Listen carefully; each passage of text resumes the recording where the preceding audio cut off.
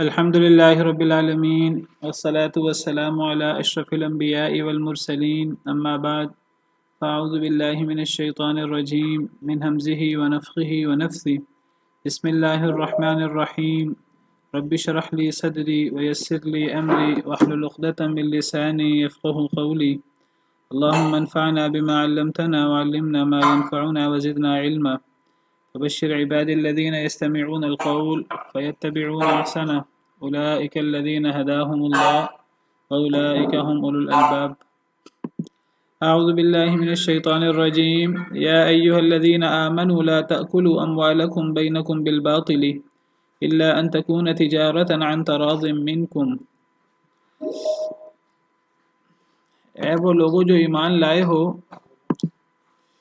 لا تأکلوا اموالکم بینکم بالباطل نہ تم کھاؤ اپنے مالوں کو آپس میں باطل طریقے سے الا ان تکون تجارتا عن تراض منکم مگر یہ کہ وہ ہو تجارت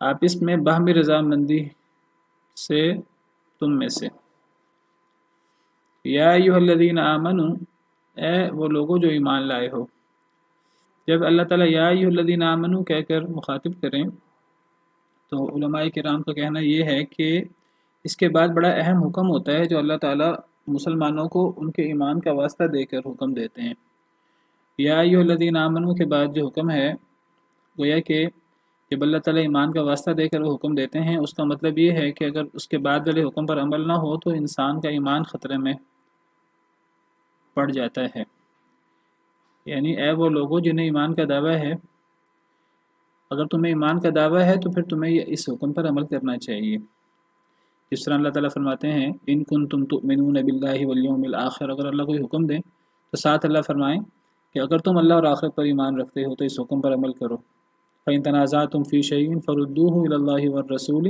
إن كنتم تؤمنون بالله واليوم الآخر اگر تمہارے کسی شے میں جھگڑا ہو جائے تو اسے اللہ اور اس کے رسول کی طرف لوٹا دو ان کنتم تؤمنون باللہ والیوم الآخر اگر تم اللہ اور آخرت پر ایمان رکھتے ہو تو اسی طرح یا ایھا الذین آمنوا بھی ہے تو اے وہ لوگوں جنہیں ایمان کا دعویٰ ہے تو جنہیں ایمان کا دعویٰ ہے انہیں اللہ کے حکم پر عمل کرنا چاہیے بڑی شد و مد کے ساتھ تو اے ایمان والو لا تأکلوا اموالکم بینکم بالباطل نہ کھاؤ اپنے مال آپس میں باطل طریقے سے مگر یہ کہ وہ تجارت ہو تمہاری آپس کی رضامندی سے تو باطل طریقے سے مال کھانا ایک تو ناجائز طریقے سے مال کھانا یعنی انسان دھوکہ دہی کرے جھوٹ بولے انسان غلط بیانی کرے جھوٹی قسمیں اٹھائے تو یہ دھوکہ دہی ہے ملاوٹ کرے اور اس قسم کی چیزیں تو یہ باطل طریقے سے مال کو کھانا ہے اور یہ غلط طریقے سے مال کو کھانا ہے اور یہ اللہ کو بہت ناراض کرتا ہے اس کے علاوہ باطل طریقے سے مال کھانے میں وہ تمام چیزیں آ جاتی ہیں جن کو اللہ نے منع کیا ہے چاہے اس میں ظاہراً ہمیں دھوکہ دہی ملاوٹ وغیرہ نہ بھی نظر آ رہی ہو چاہے بندہ کتنی ہی ایمانداری کے ساتھ وہ کام کر رہا ہے کتنے ہی انصاف کے ساتھ وہ معاملہ کر رہا ہے تو ایک تو غلط طریقے سے مال کھانا وہ غلط ہے اور نمبر 2 کہ جن چیزوں کو اللہ نے حرام کیا ہے وہ بھی باطل طریقے سے مال کھانے کے اندر شامل ہے مثلا اللہ نے جوئے کو حرام کیا ہے اللہ نے سود کو حرام کیا ہے اللہ تعالیٰ نے شراب کے کاروبار کو اور ان چیزوں کو اللہ نے حرام کیا ہے تو جو بندہ یہ کام کرے گا چاہے وہ اس میں جھوٹ نہ بھی بولے چاہے وہ اس میں کسی کو دھوکہ نہ بھی دے چاہے وہ اس میں ملاوٹ نہ بھی کرے بڑی ہی انصاف کے ساتھ وہ جوئے کا کام کرے بڑے ہی طریقے کے ساتھ لگے بندے طریقے کے ساتھ سود کا کاروبار کرے تو وہ بھی غلط ہے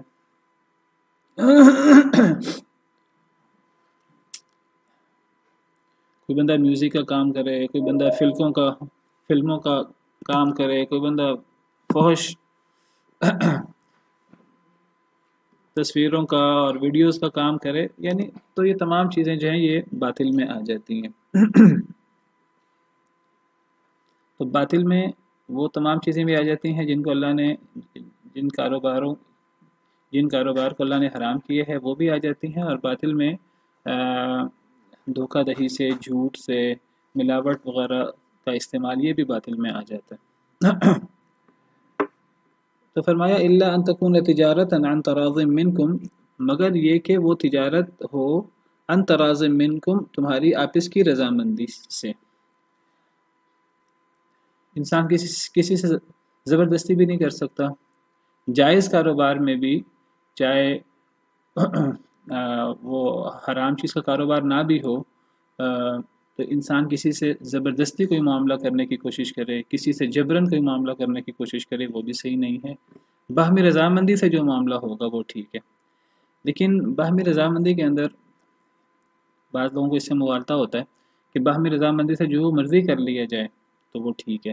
اگر بائر، بیچنے والا، خریدنے والا، اگر وہ دونوں متفق ہیں، رضامند ہیں، تو جو مرضی کر لیں۔ نہیں، صرف باہمی رضامندی ضروری نہیں ہے، باہمی رضامندی کے ساتھ اس کا حلال ہونا بھی ضروری ہے۔ یعنی کئی لوگ آپس میں باہمی رضامندی کے ساتھ جوا نہیں کھیل سکتے، چاہے کوئی اس میں سے کوئی کسی کو مجبور نہ کر رہا ہو۔ باہمی رضامندی سے سودی معاہدہ نہیں ہو سکتا، چاہے اس میں کوئی کسی پر جبر نہ کر رہا ہو۔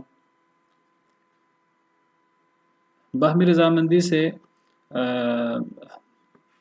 شراب اور اس طرح کی چیزیں خریدی نہیں جا سکتی، چاہے اس میں کوئی کسی پر جبر نہ بھی کرے۔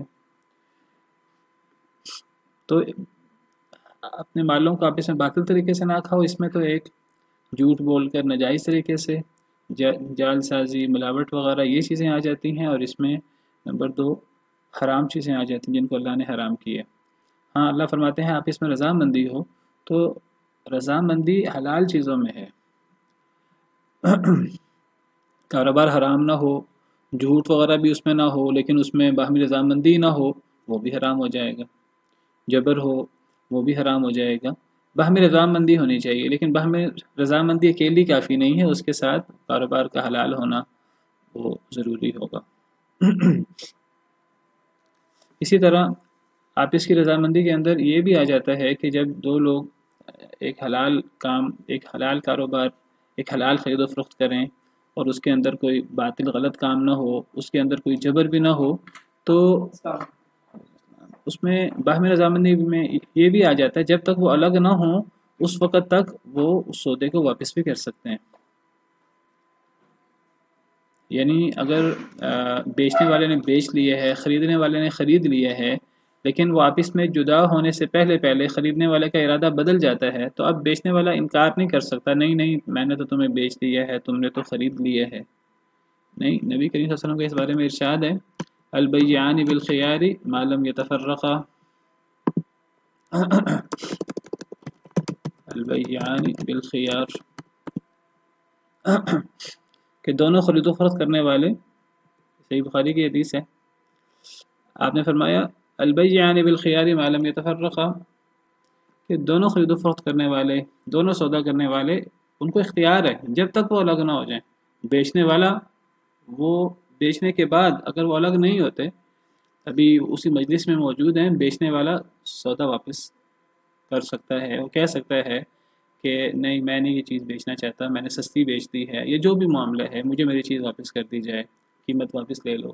یا خریدنے والا چیز واپس کرنا چاہے تو خریدنے والا چیز واپس کر سکتا ہے۔ یہ بھی الا ان تکون تجارتا عن تراض منکم میں آتا ہے، تمہاری آپس کی رضامندی۔ تو یہ رضامندی یہ مجلس برخاست ہونے تک ہے۔ صحابہ کرام رضوان اللہ علیہم اجمعین، اس حدیث کے بعد جب انہوں نے کوئی سودا کرنا ہوتا تھا تو سودا کرنے کے بعد وہ باقاعدہ اہتمام سے الگ ہو جاتے تھے، ایک دفعہ مجلس سے اٹھ جاتے تھے، چاہے انہوں نے مزید کوئی بات کرنی ہوتی اس سودے کے علاوہ، تاکہ ہمارا سودا مکمل ہو جائے۔ تو اگر مجلس وہی ہے تو اس مجلس میں کوئی بھی اپنا سودا واپس کر سکتا ہے، اور اس میں دوسرے کو واپس کرنا چاہیے، دوسرے کو اعتراض نہیں کرنا چاہیے، نبی صلی اللہ علیہ وسلم کا حکم ہے، اللہ کا حکم ہے۔ تو دونوں خرید و فروخت کرنے والے وہ اختیار ہے انہیں جب تک وہ الگ نہ ہو جائیں۔ اگر وہ سچ بولیں گے، اگر وہ بیان کریں گے تو ان کی بے میں برکت دے دی جائے گی۔ سچ بولیں گے، اگر بیچنے والا خریدنے والا جو بھی ہے اگر وہ سچ بولے اور بیان کریں، کوئی عیب ہے وہ بیان کر دیں تو چھپائیں نہ، تو پھر ان کی بیع میں ان کی تجارت میں برکت دی جائے گی۔ وَإِن كَتَمَا وَكَذَبَا مُحِقَتْ بَرَكَةُ بَيْعِهِمَا، اگر وہ چھپائیں گے اور اگر وہ جھوٹ بولیں گے تو ان کی بیع کی برکت جو ہے وہ اٹھا لی جائے گی، پھر برکت نہیں ہوگی اس خرید و فروخت سے۔ ظاہری طور پر پیسہ ہاتھ بھی آ رہا ہے، لیکن ایک تو زیادہ پیسہ ہاتھ نہیں آئے گا، اس سے کاروبار میں برکت نہیں ہوگی، کاروبار میں اضافہ نہیں ہوگا۔ اگر ظاہری اضافہ بھی ہو، اصل میں برکت کا ایک تو مطلب یہ ہے کہ منافع زیادہ ہوتا ہے، اور برکت کا ایک مطلب یہ بھی ہے کہ منافع جتنا بھی ہو اس میں برکت پڑ جائے، اس سے اخراجات آسانی سے پورے ہو جائیں، ایسی کوئی مصیبتیں انسان پر نہ پڑ جائیں کہ انسان سے بہت زیادہ منافع سے بھی، بہت زیادہ منافع کے بعد بھی انسان کے لیے گھر چلانا مشکل ہو جائے۔ بے برکتی یہ بھی ہے کہ انسان لاکھوں کمائے، کروڑوں کمائے، لیکن انسان کو پورا ہی نہ پڑے، انسان پر ایسی مصیبتیں آ جائیں، ایسی بیماریاں آ جائیں کہ وہ لاکھوں کروڑوں اسی طرح اڑ جائیں، یہ بھی بے برکتی میں شامل ہے۔ گھر گر جائے، کوئی اور حادثہ ہو جائے، کوئی ایکسیڈنٹ ہو جائے، کوئی بڑی بیماری ہو جائے، کوئی اللہ نہ کرے جان و مال کا نقصان ہو جائے، وہاں سے انسان کما رہا ہے، ظاہری طور پر بہت کما رہا ہے، لیکن وہاں سے سکون نہیں ہے، ہر وقت مصیبتیں ہیں اور دیگر چیزیں ہیں۔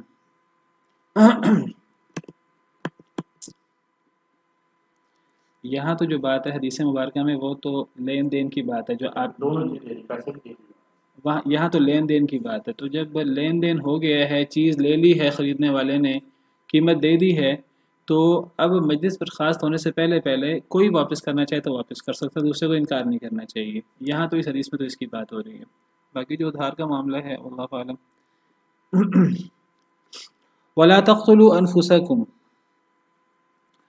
اور نہ تم قتل کرو اپنے آپ کو، ان اللہ کان بکم رحیما، بے شک اللہ تعالیٰ ہے تمہارے ساتھ بہت رحم کرنے والا۔ اپنے آپ کو قتل نہ کرو، اپنے آپ کو قتل نہ کرو سے مراد یہ ہے کہ اپنے آپ کو نقصان نہ پہنچاؤ۔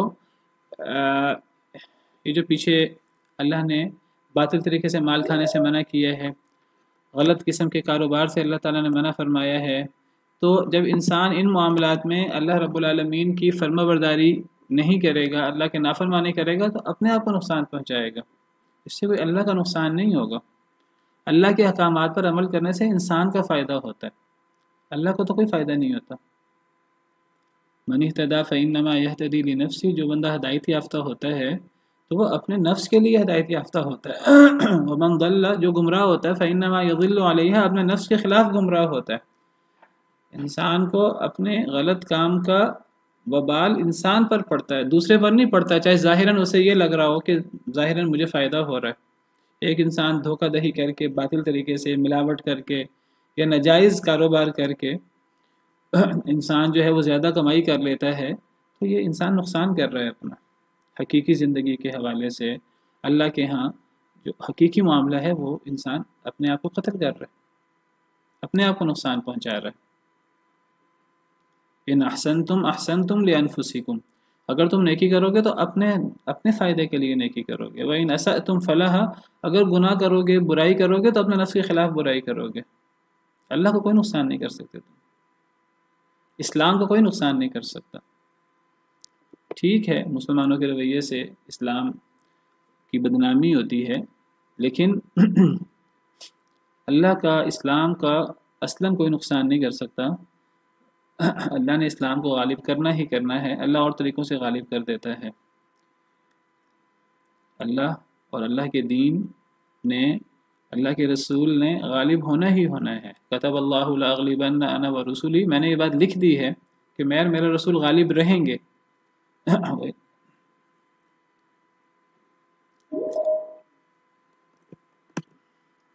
تو انسان جو بھی کرے گا وہ اپنے فائدے کے لیے کرے گا، اگر نقصان کرے گا تو اپنا نقصان کرے گا۔ اس سے یہ بھی مراد ہے وَلَا تَقْتُلُوا أَنفُسَكُمْ، اپنے آپ کو نقصان نہ پہنچاؤ، اپنے آپ کو قتل نہ کرو، یعنی باطل طریقے سے تجارت کر کے، اور اس سے خودکشی بھی مراد ہو سکتی ہے۔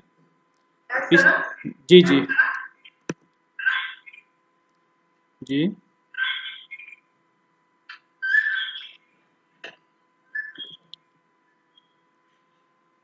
جی تو اس سے یعنی آیت کے شروع میں جو حکم ہے اس حکم کی خلاف ورزی کر کے اور اللہ کے دیگر احکامات کی خلاف ورزی کر کے یہ بھی اپنے آپ کو قتل کرنا ہے، اپنے آپ کو نقصان پہنچانا ہے۔ اللہ تو تم پر رحم کرنے والا ہے، اللہ کے احکامات پر عمل کرنے سے تمہیں رحمت ملے گی، اور اس سے خودکشی بھی مراد ہو سکتی ہے، اپنے آپ کو نقصان پہنچانا بھی مراد ہو سکتا ہے۔ انسان اپنے آپ کو نقصان نہ کرے، یعنی انسان اپنے آپ کا بھی مالک خود نہیں ہے، انسان اپنے جسم کا بھی خود مالک نہیں ہے، انسان اپنے ہاتھ پاؤں کا بھی خود مالک نہیں ہے کہ انسان اپنا نقصان خود کرے۔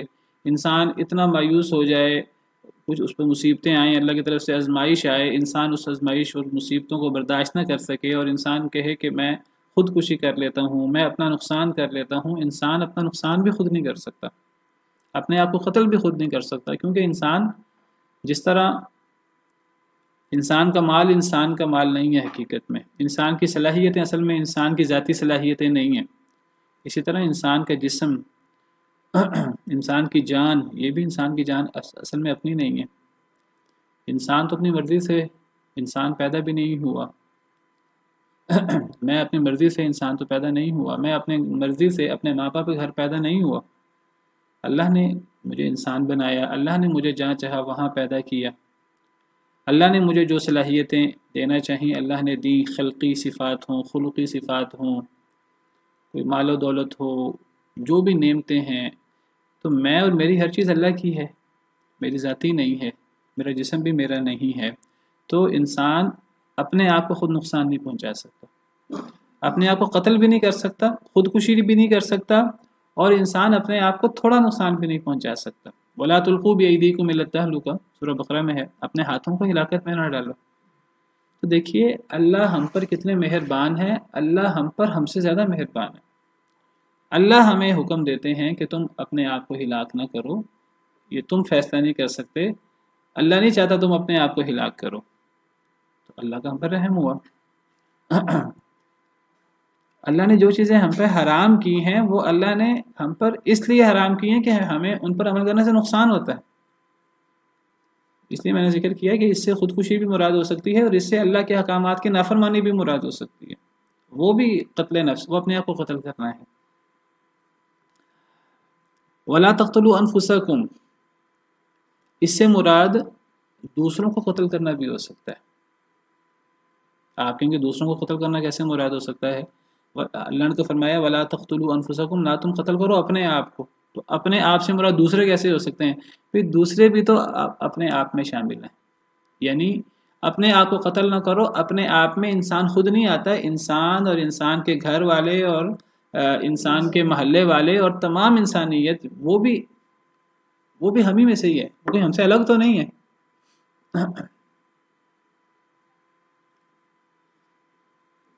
یہ ایسے ہی ہے جیسے کہ اللہ تعالیٰ فرماتے ہیں کہ وَلَا تُزَكُّوا أَنفُسَكُمْ، اپنا تزکیہ نہ کرو، اس سے یہ بھی مراد ہے اپنا تزکیہ انسان خود نہ کرے، اس سے یہ بھی مراد ہے انسان دوسروں کو تزکیہ نہ کرے بلا وجہ۔ قرآن کریم میں اللہ تعالیٰ فرماتے ہیں یعنی قرآن کریم میں بہت ساری جگہ پر بہت سے احکامات میں اللہ تعالیٰ انفس کہہ کر مخاطب کرتے ہیں، تو وہاں انفس سے ہمیشہ یہ مراد لینا کہ اس سے انسان خود مراد ہے، یہ بات صحیح نہیں ہے، اس سے انسان بھی مراد ہو سکتا ہے اور دوسرے بھی مراد ہو سکتے ہیں۔ وَلَا تَلْمِزُوا أَنفُسَكُمْ، سورہ حجرات میں آیت نمبر 11، اپنے آپ پر الزام نہ دو، اپنے آپ کو کون الزام دیتا ہے؟ کیا مراد ہے اس سے؟ دوسرے کو الزام نہ دو، کیونکہ دیکھیں مسلمان تو ایک جسم کی طرح ہے نا، ایک مسلمان دوسرے مسلمان کو تکلیف دے گا تو اپنے ہی جسم کو تکلیف دے گا نا۔ تو قرآن کریم میں یہ وَلَا تَلْمِزُوا أَنفُسَكُمْ ہو یا وَلَا تَقْتُلُوا أَنفُسَكُمْ جو آیت کریمہ ہم پڑھ رہے ہیں وَلَا تُزَكُّوا أَنفُسَكُمْ، تو آپ اس کی تفسیر دیکھیں تو اس کی تفسیر میں علماء نے لکھا ہے کہ اس سے اپنے آپ کا تزکیہ بھی مراد ہے اور اس سے دوسروں کا تزکیہ بھی مراد ہے۔ فَلَا تُزَكُّوا، ہم دوسرے کا تزکیہ بھی نہیں کر سکتے، ہمیں نہیں پتہ کہ دوسرا اندر سے کیسا ہے۔ ہاں اگر ہم نے کسی کی تعریف کرنی ہے تو ہمیں کہنا یہ چاہیے کہ ہمارے علم کے مطابق یہ شخص جتنا ہمارا اس کے ساتھ معاملہ ہے ہم اس کو نیک سمجھتے ہیں، اچھا سمجھتے ہیں، اصل معاملے کا اللہ کو پتہ ہے۔ تو ولا تقتلوا انفسکم سے مراد جن چیزوں سے اللہ نے منع کیا ان چیزوں پر عمل پیرا ہونا، یہ بھی اپنے آپ کو ہلاک کرنا ہے اللہ کی نافرمانی کر کے، اور اس سے مراد خودکشی کرنا، اپنے آپ کو نقصان پہنچانا، یہ بھی مراد ہو سکتا ہے، اور اس سے مراد دوسرے کو قتل کرنا، دوسرے کو نقصان پہنچانا، یہ بھی مراد ہو سکتا ہے۔ بے شک اللہ تعالیٰ تمہارے ساتھ رحم کرنے والا ہے۔ وَمَن يَفْعَلْ ذَلِكَ عُدْوَانًا وَظُلْمًا، اور جو کرے گا یہ کام جس کا پیچھے ذکر ہوا، عدوانًا زیادتی کرتے ہوئے، وظلمًا ظلم کرتے ہوئے، فسوف نصلیہ نارا، پس ان قریب ہم داخل کریں گے اسے آگ میں۔ یعنی جو شخص یہ کام کرے گا، اپنے آپ کو قتل کرے، نقصان پہنچائے، دوسرے کو قتل کرے، یا اللہ کے احکامات کی نافرمانی کرے، جو شخص یہ کام کرے گا، ایک تو وہ زیادتی کرے گا، ظلم کرے گا، فسوف نصلیہ نارا، ان قریب ہم اسے آگ میں داخل کر دیں گے، وہ اللہ کے احکامات کی نافرمانی کر رہا ہے، اور اللہ کے احکامات کی نافرمانی بہت بڑی چیز ہے، انسان کو ڈرنا چاہیے۔ یہ تو بڑے بڑے گناہ ہیں، انسان کو چھوٹے گناہ کرتے ہوئے اللہ سے ڈرنا چاہیے۔ اللہ کی نافرمانی ہے، اللہ رب العالمین، انسان تو دنیا میں کسی بڑے کی جو جتنا عہدیدار ہو انسان بچتا ہے کہ یہ بڑا عہدیدار ہے، میں کوئی ایسی بات مجھ سے سرزد نہ ہو جس سے یہ غصے ہو، اس کا بڑا عہدہ ہے، یہ ناراض نہ ہو جائے۔ اللہ رب العالمین سے بڑا کون ہو سکتا ہے؟ اللہ رب العالمین کے نافرمانی سے بڑھ کر کون سی چیز بڑی ہو سکتی ہے؟ انسان کو کسی گناہ کو ہلکا نہیں سمجھنا چاہیے۔ وَمَن يَعْمَلْ مِثْقَالَ ذَرَّةٍ شَرًّا يَرَهُ، جو بندہ ذرہ برابر بھی برائی کرے گا وہ اس کو دیکھ لے گا قیامت کے دن۔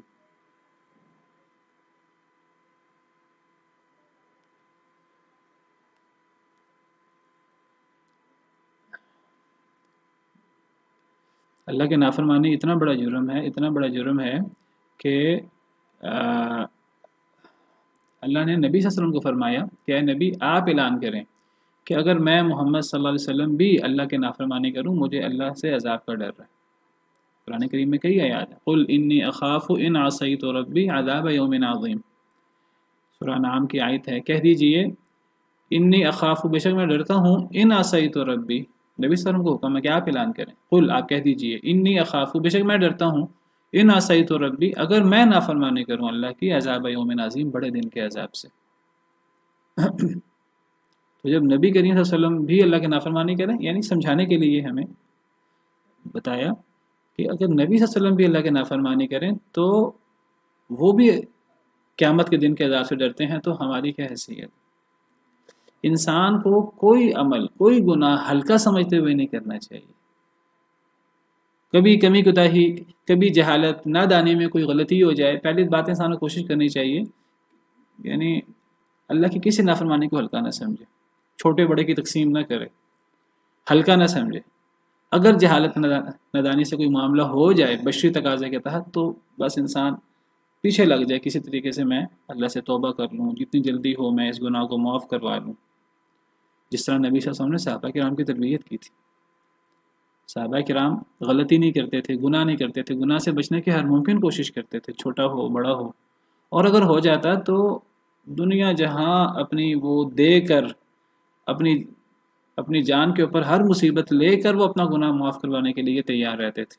حضرت مالک بن معیز اسلمی کی مثال آپ کے سامنے ہے، نبی صلی اللہ علیہ وسلم کے دور میں یہ جو رجم کی سزا ہوئی ہے وہ اعتراف کی صورت میں ہوئی ہے۔ حضرت مالک بن معیز اسلمی انہوں نے بھی اعتراف کیا، اور وہ جو عورت تھی غامدیہ اس نے بھی اعتراف کیا، اور یہ نبی صلی اللہ علیہ وسلم کی تربیت تھی۔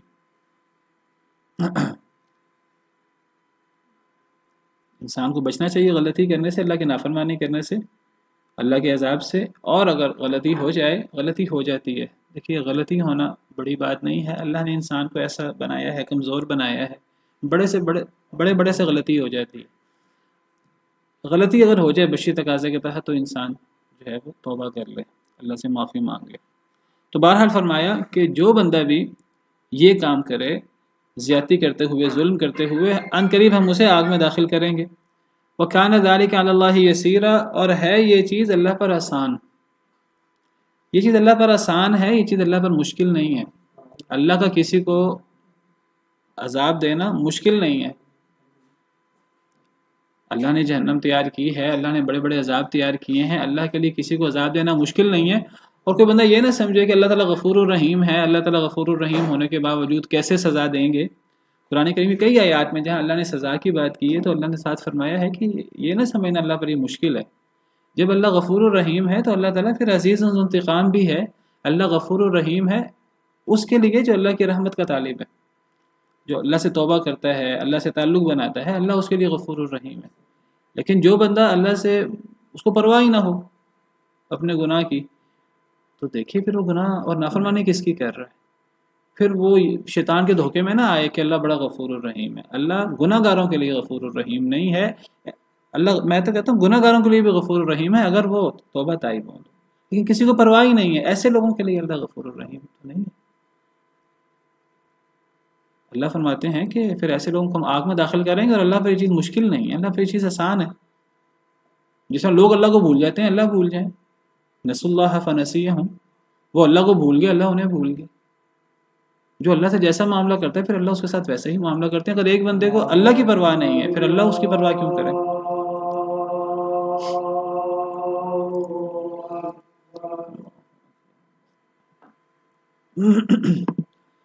फरमाया इन तजतनिबू कबाइर मा तुनहून अन्हु नुकफ्फिर अन्कुम सय्यिआतिकुम व नुदखिलकुम मुदखलन करीमा।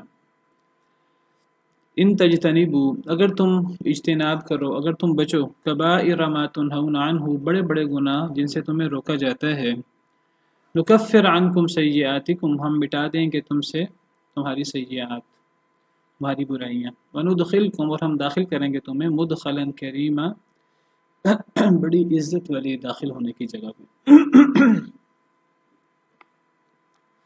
अगर तुम बड़े बड़े गुनाहों से बचो जिनसे तुम्हें मना किया जाता है तो हम तुम्हारे सय्यात माफ़ कर देंगे। इस आयत करीमा से पता लगा कि सय्यात ये सगीरा गुनाह के माने में इस्तेमाल होता है।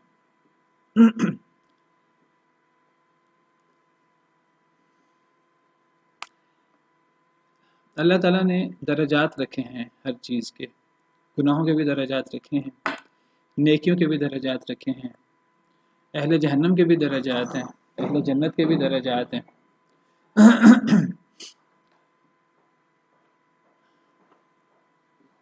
तो बुराइयां उनके भी दर्जात हैं। कुछ बुराइयां ऐसी हैं जो हल्की हैं, कुछ बुराइयां ऐसी हैं जो बड़ी हैं।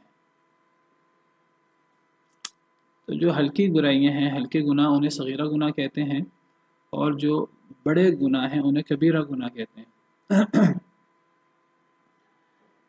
वैसे तो इंसान को कोशिश करनी चाहिए इंसान कबीरा गुनाहों के साथ साथ सगीरा से भी बचे, लेकिन कबीरा से इंसान को बतौर ख़ास बचना चाहिए, ज़्यादा बचना चाहिए। वैसे तो सगीरा से भी इंसान बचने की कोशिश करे। तो अल्लाह ताला फरमाते हैं कि अगर तुम बचो बड़े बड़े गुनाहों से जिनसे तुम्हें रोका गया है, नुकफ्फिर अन्कुम सय्यिआतिकुम, तो हम माफ़ कर देंगे तुमसे तुम्हारी सय्यिआत, तुम्हारे सगीरा गुनाह हम माफ़ कर देंगे। व नुदखिलकुम मुदखलन करीमा, और हम तुम्हें इज़्ज़त वाली जगह में दाखिल करेंगे। तो अगर इंसान बड़े बड़े गुनाहों से बच जाए तो अल्लाह छोटे गुनाह इंशाअल्लाह माफ़ कर देंगे। बाकी इंसान को दीदा दलेर नहीं होना चाहिए, छोटे गुनाहों पर भी दीदा दलेर नहीं होना चाहिए। लेकिन अगर एक इंसान बचने की कोशिश करे, बड़े गुनाहों से बच जाए, तो छोटे गुनाह इंशाअल्लाह अल्लाह ताला माफ़ कर देंगे। बड़े गुनाह क्या हैं, छोटे गुनाह क्या हैं? मुख्तलिफ उलमा ने मुख्तलिफ तारीफ़ें की हैं। बाज़ उलमा कहते हैं बड़े गुनाह वो हैं जिन पर हद लगती है। बाज़ उलमा कहते हैं कि बड़े गुनाह वो हैं कि जिनके ऊपर कोई ना कोई वईद कुरान और हदीस में आई है। हर वो अमल जिसके बारे में कोई वईद आई हो, हद तो वो है जिसकी दुनिया में सज़ा है। बाज़ उलमा की राय में सिर्फ हद नहीं, कबीरा गुनाह वो चीज़ें भी कबीरा गुनाह में आती हैं जिस पर दुनिया में चाहे हद ना भी हो लेकिन उसकी वईद हो कि उसकी सज़ा आखिरत में ये है। मिसाल के तौर पर कितमान इल्म के बारे में कुरान करीम में है कि जो बंदा कितमान इल्म करता है, इल्म छुपाता है, تو اللہ تعالیٰ کی ایسے لوگوں پر لعنت ہے، اور تمام لوگوں کی لعنت ہے ایسے لوگوں پر۔ حدیث مبارکہ میں آتا ہے کہ ایسے لوگوں کو جہنم کی لگام پہنائی جائے گی، والعیاذ باللہ۔ چھپانے سے کیا مراد ہے؟ یعنی ایک بندے کے پاس کوئی علم موجود، بیچنا اور چھپانا یہ دونوں ہم معنی ہوں گے؟ نہیں، آپ کو ایک بات کا پتہ ہے لیکن آپ دنیاوی مفاد کے لیے وہ بات بتاتے نہیں ہیں۔ آپ نے کوئی فیصلہ کرنا ہے، آپ کو پتہ ہے اس بارے میں قرآن و حدیث کیا کہتے ہیں، لیکن آپ حق بات کو واضح نہیں کرتے دنیاوی مفاد کے لیے۔ آپ کو پتہ ہے حق اور باطل کیا ہے، اللہ اور رسول کی بات کیا ہے، لیکن آپ اپنے تعصب کے لیے اور اپنے دنیاوی مفاد کے لیے آپ حق بات کا اظہار نہیں کرتے، آپ غلط فیصلہ کر دیتے ہیں رشوت لے کر۔ یہودی علم چھپاتے تھے، عیسائی علم چھپاتے تھے، نبی صلی اللہ علیہ وسلم کی صفات جو تورات و انجیل میں تھیں وہ چھپاتے تھے، کیونکہ نبی صلی اللہ علیہ وسلم بنی اسماعیل میں سے آگے تھے۔ تو بعض علماء کی رائے یہ ہے کہ کبیرہ گناہ ہر وہ گناہ ہے جس پر وعید ہے، جس پر کوئی نہ کوئی سزا ہے، چاہے وہ دنیا کی سزا نہ بھی ہو، آخرت کی سزا ہو۔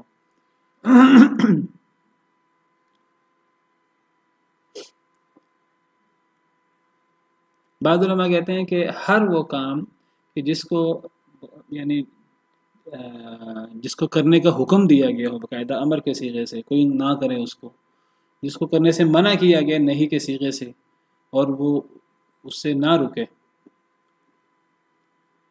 تو بہرحال یہ کبیرہ اور صغیرہ کی تفریق تو موجود ہے۔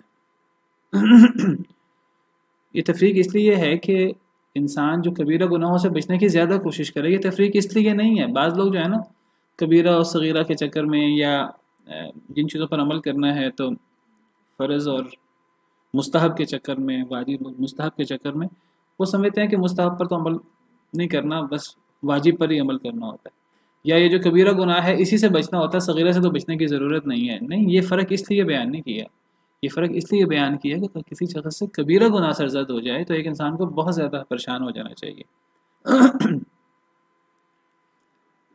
باقی انسان کبیرہ گناہ سے بچے تو اللہ چھوٹے گناہ اللہ معاف کر دیں گے۔ فرق تو موجود ہے، یہ نہیں کہ فرق نہیں ہے۔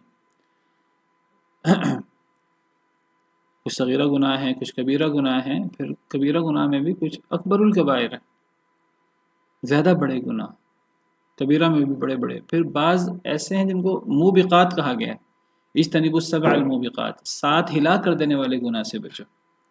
پھر 3 ایسے گناہ ہیں جو سب سے کبیح ہیں، ایک زنا کرنا، اور ایک اولاد کو قتل کرنا، اور ایک زنا کرنا ہمسائے کی بیوی سے خاص طور پہ۔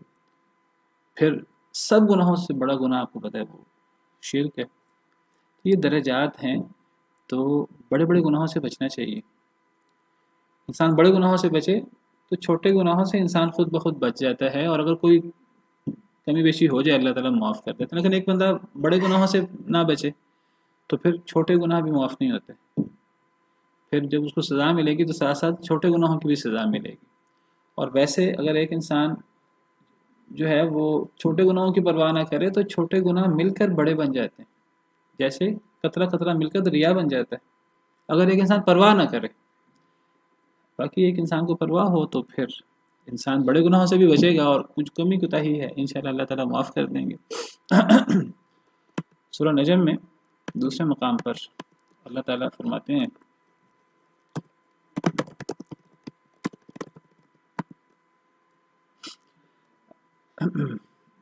سورہ نجم آیت نمبر 31-32، اللہ فرماتے ہیں کہ وَلِلَّهِ مَا فِي السَّمَاوَاتِ وَمَا فِي الْأَرْضِ لِيَجْزِيَ الَّذِينَ أَسَاءُوا بِمَا عَمِلُوا وَيَجْزِيَ الَّذِينَ أَحْسَنُوا بِالْحُسْنَى، اللہ کے لیے ہے جو کچھ آسمانوں میں ہے اور زمین میں ہے، تاکہ اللہ تعالیٰ بدلہ دے ان لوگوں کو جنہوں نے برے اعمال کیے برا، وَيَجْزِيَ الَّذِينَ أَحْسَنُوا بِالْحُسْنَى، اور اللہ تعالیٰ بدلہ دے ان لوگوں کو جنہوں نے نیکی کی اچھا۔ زمین و آسمان اللہ کی ہے، اللہ نیک لوگوں کو اچھا بدلہ دیں گے، برے لوگوں کو برا بدلہ دیں گے۔ نیک لوگ کون ہیں؟ اللہ فرماتے ہیں الذین یجتنبون کبائر الاثم والفواحش الا اللمم، نیک لوگ وہ ہیں جو بڑے بڑے گناہوں سے بچتے ہیں اور فواحش سے بچتے ہیں، الا اللمم، سوائے چھوٹے گناہ کے۔ یہاں کبیرہ گناہ اور فواحش کے بالمقابل لمم استعمال ہوا، سورہ نساء میں اس کے لیے سیئات استعمال ہوئے۔ یہاں کبیرہ گناہ کے ساتھ فواحش کا ذکر بھی ہے، تو فواہش بھی کبیرہ گناہ میں شامل ہیں، بلکہ بعض علماء تو کہتے ہیں فواہش تو کبیرہ گناہ سے بھی اکبر الکبائر میں آتے ہیں۔ تو نیک وہ ہے جو کم از کم کبیرہ گناہ سے بچنے کی کوشش کرے۔ یہ کبیرہ اور صغیرہ، تو کبیرہ گناہ سے بچنا چاہیے۔ علماء نے بڑی اہمیت دی کبیرہ گناہوں کو اور اس کے بارے میں کتابیں لکھی ہیں۔ زیادہ کتابیں ہیں کبیرہ گناہ کون کون سے ہیں؟ امام ذہبی کی کتاب ہے الکبائر، اس طرح دیگر کتابیں ہیں علماء کی، صرف کبیرہ گناہوں کے حوالے سے کتابیں لکھی گئی ہیں۔ تو انسان کو کوشش کرنی چاہیے کہ انسان ہر قسم کے گناہ سے بچے، بہرحال بڑے بڑے گناہوں سے بچے، کبیرہ گناہوں سے بچے، چھوٹے گناہ اللہ معاف کر دیتے ہیں۔ وَلَا تَتَمَنَّوْا مَا فَضَّلَ اللَّهُ بِهِ بَعْضَكُمْ عَلَى بَعْضٍ، اور نہ تم تمنا کرو جو فضیلت دی اللہ نے ساتھ اس کے تم میں سے بعض کو بعض پر۔ لِلرِّجَالِ نَصِيبٌ مِّمَّا اكْتَسَبُوا، مردوں کے لیے حصہ ہے اس سے جو انہوں نے کمایا، وَلِلنِّسَاءِ نَصِيبٌ مِّمَّا اكْتَسَبْنَ، اور عورتوں کے لیے حصہ ہے اس سے جو انہوں نے کمایا۔ وَاسْأَلُوا اللَّهَ مِن فَضْلِهِ، اور سوال کرو اللہ سے اللہ کے فضل کا۔ ان اللہ کان بکل شیء علیما، بے شک اللہ تعالیٰ ہر چیز کو جاننے والے ہیں۔ تو اللہ تعالیٰ فرماتے ہیں کہ جو اللہ نے تم میں سے بعض کو بعض پر فضیلت دی ہے اس فضیلت کی تمنا نہ کرو۔ اللہ نے کچھ چیزیں مردوں کو دے دی، کچھ چیزیں اللہ نے عورتوں کو دے دی۔ اللہ نے دو جنسیں بنائی ہیں اور دونوں جنسوں کا اللہ تعالیٰ نے اپنا اپنا دائرہ کار بنایا ہے۔ اب مرد عورت نہیں بن سکتا، عورت مرد نہیں بن سکتی۔ کچھ ایسی چیزیں ہیں جو مردوں کے لیے آسانی ہے، کچھ ایسی چیزیں ہیں جو عورتوں کے لیے آسانی ہے۔ اب مرد کے کہ میں عورت بن جاؤں، عورت کے میں مرد بن جاؤں، تو جو بندہ اس بحث میں پڑ جائے گا تو یہ تو اللہ کی تقسیم پر اور اللہ کے فیصلوں پر راضی نہ ہونے والی بات ہے۔ تو اللہ تعالیٰ فرماتے ہیں جو اللہ نے بعض کو بعض پر فضیلت دی ہے اس کی تمنا نہ کرو، یعنی ایسی فضیلت جو مل نہیں سکتی دوسرے کو۔ جو مل سکتی ہے انسان اس کی تمنا کر سکتا ہے۔ اللہ نے کسی کو علم دیا ہے، دوسرے کو علم نہیں دیا، کم دیا ہے، وہ کہہ سکتا ہے جی اللہ تعالیٰ مجھے بھی علم دے دے۔ حسد نہ کرے انسان، دعا کرے۔ لیکن ایک انسان ایسی چیز کی تمنا کرے جو ممکن نہیں ہے، ایسی چیز کی تو تمنا بھی نہیں کرنی چاہیے۔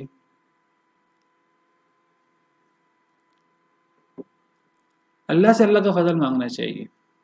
اصل میں یہ آیت کب نازل ہوئی؟ صحابہ میں سے عورتوں نے، خاص طور پر ام سلمہ کے بارے میں آتا ہے، نبی صلی اللہ علیہ وسلم کی زوجہ مطہرہ ہیں، ام المؤمنین۔ تو انہوں نے کہا کہ حضرت ام سلمہ کے بارے میں انہوں نے کہا اے اللہ کے رسول ایغزو الرجال ولا نغزو، کہ مرد جہاد کرتے ہیں ہم نہیں کرتے۔ اب وہ تھا جہاد مرد کرتے ہیں، عورتیں اس طرح کر کے میدانہ دیوانہ وار تو جہاد نہیں کرتی، وہ جہاد کی بعض صورتوں میں شامل ہو جاتی ہیں، تیمارداری وغیرہ میں، ان چیزوں میں، لیکن باقاعدہ میدان جنگ میں آمنے سامنے عورتوں کا کام ہی نہیں ہے لڑنا۔ مرد جہاد کرتے ہیں، جہاد کی بڑی فضیلت ہے، ہم نہیں لڑتی، ہم قتال بھی نہیں کرتی کہ ہم شہید ہوں، مردوں کو شہادت بھی ملتی ہے، ہمارے لیے نصف میں راز ہے، بعض میں ہے کہ ہماری گواہی عادی ہے۔ تو اللہ تعالیٰ نے یہ آیت اتار دی وَلَا تَتَمَنَّوْا مَا فَضَّلَ اللَّهُ بِهِ بَعْضَكُمْ عَلَىٰ بَعْضٍ، کہ اللہ نے جو بعض کو بعض پر فضیلت دی ہے اس فضیلت کی تمنا نہ کرو۔ یعنی اللہ کے اپنے فیصلے ہیں، اللہ نے جس کا جو دائرہ کار بنایا ہے انسان اس دائرہ کار کے مطابق کام کرے، اور انسان اللہ سے وَاسْأَلُوا اللَّهَ مِن فَضْلِهِ، انسان اللہ سے مانگے، اللہ تعالیٰ سے۔ اگر انسان اللہ کے دائرہ کار پر اللہ نے جس کے لیے جو بنایا ہے انسان اس پر مطمئن ہوگا اور راضی ہوگا، اللہ اس کا مقام اور اس کو اتنی فضیلت دے دے جو دوسرے کو اللہ نے دی ہے۔ اللہ کے لیے کیا مشکل ہے؟ دیکھیے انہوں نے کہا کہ مرد جہاد کرتے ہیں ہم نہیں کرتے، اللہ نے عورتوں پہ جہاد نہیں رکھا۔ اگر عورتیں ایسے کام کریں جو اللہ نے ان کو حکم دیا ہے، ممکن اللہ ان کو جہاد کے برابر اجر دے دے۔ بعض احادیث میں اگر عورتیں یہ کام کریں جنت کی جس وجہ سے چاہے داخل ہو جائیں، تھوڑے کام ہیں، کیونکہ عورتوں کا دائرہ کار فرق ہے، مردوں والا دائرہ کار نہیں ہے۔ پھر یہ جو فرق ہے، یہ دائرہ کار کا فرق ہے، یہ ثواب گناہ کا فرق نہیں ہے۔ ثواب گناہ مرد اور عورت کا برابر ہوتا ہے، دائرہ کار میں تو فرق ہے، ثواب میں فرق نہیں ہے، گناہ میں فرق نہیں ہے۔ وَمَن يَعْمَلْ مِنَ الصَّالِحَاتِ مِن ذَكَرٍ أَوْ أُنثَىٰ وَهُوَ مُؤْمِنٌ فَأُولَٰئِكَ يَدْخُلُونَ الْجَنَّةَ، جو نیک عمل کرے مرد ہو یا عورت جنت میں جائے گا۔ یہ نہیں کہ عورت کے لیے جنت عادی ہے یا نیکیاں کم ہیں۔ وقت ختم ہو گیا، انشاءاللہ کل اس موضوع کو مزید آگے پھیلاؤں گا۔ تو یہاں ایسی چیزیں مراد ہیں جو مشکل ہیں، تو مردوں کو عورتوں کی تمنا نہیں کرنی چاہیے، عورتوں کو مردوں کی تمنا نہیں کرنی چاہیے، اللہ سے اللہ کا فضل مانگنا چاہیے۔ اللہ نے ہر چیز کو بڑے جان کر اور علم و حکمت کے ساتھ بنایا ہے، بلکہ جو مرد عورت بننے کی کوشش کرے اس پر لعنت ہے، اور جو عورت مرد بننے کی کوشش کرے اس پر لعنت ہے۔ اللہ کے فیصلوں پر راضی نہ ہونے والی بات ہے۔ انشاءاللہ تھوڑی سی اس کی وضاحت کل مزید کروں گا۔ سبحان ربک رب العزت عما یصفون وسلام علی المرسلین والحمد للہ رب العالمین۔